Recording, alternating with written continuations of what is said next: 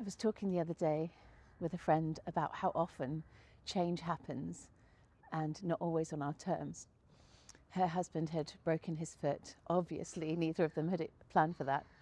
And, suddenly all the dog walks and the school runs had fallen to her. And, when change happens, it requires a renegotiation of roles and the unwritten aspects of our relationships.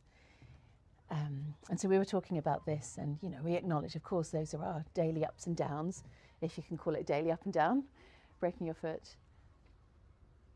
But an awareness of that friction and the need to renegotiate roles, as it were. And that made me think about the change that happens that's outside of our control on the medium or long term.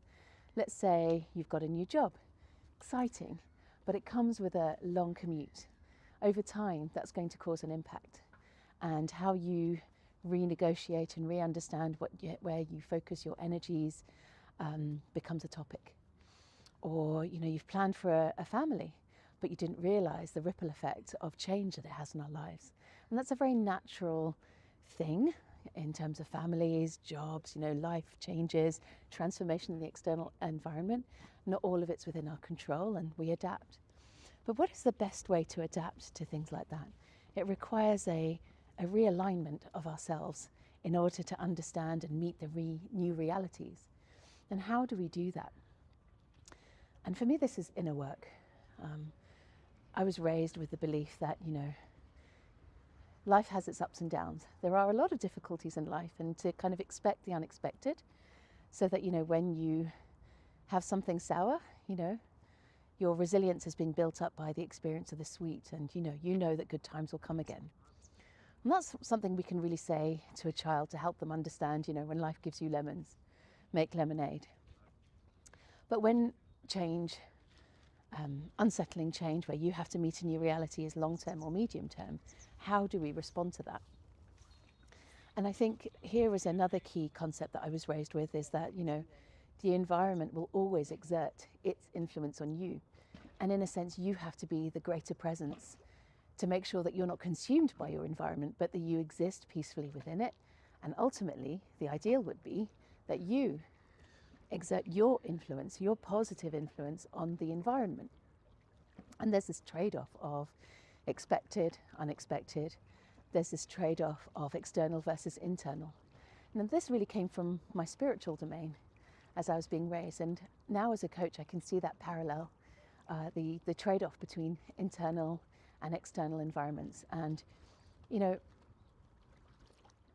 our inner work is not just for yogis.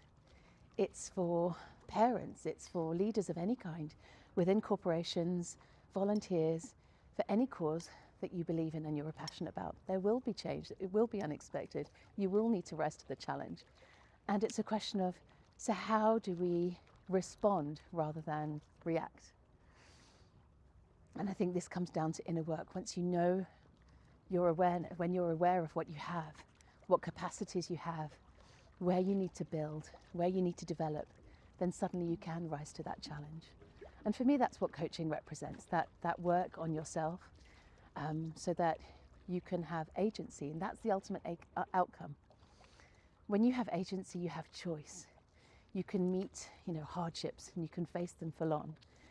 And agency is about being relevant, and it's not relevant in the sense of external judgment and external metrics. It's relevant in terms of meeting that new changed reality.